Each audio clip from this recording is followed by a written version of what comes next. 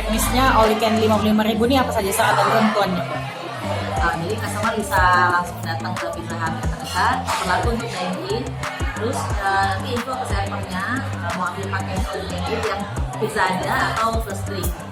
Kalau plus drink berapa harganya? Plus drink dia 65.000 ya. Kalau pizza aja 55.000. Penyajiannya seperti apa, Mbak? Penyajiannya kalau 1 sampai 2 customer kita langsung kasih per slice aja, maksimal 2 slice. Nanti customernya bisa request mau topping apa. Itu jadi harus habis dalam 90 menit atau bagaimana? Ya dalam waktu 90 menit itu kalau misalnya sajian yang pertama sudah habis nanti bisa request lagi kita apa.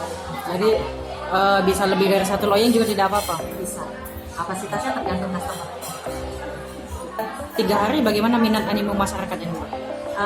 Terus meningkat ya dari hari pertama, hari kedua, sampai hari ketiga sekarang full table. Untuk menikmati ini pizza ini di mana saja bisa, Mbak?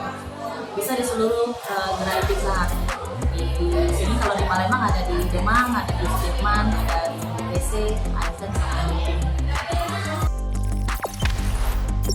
Jangan lupa subscribe, share, komen, dan like ya.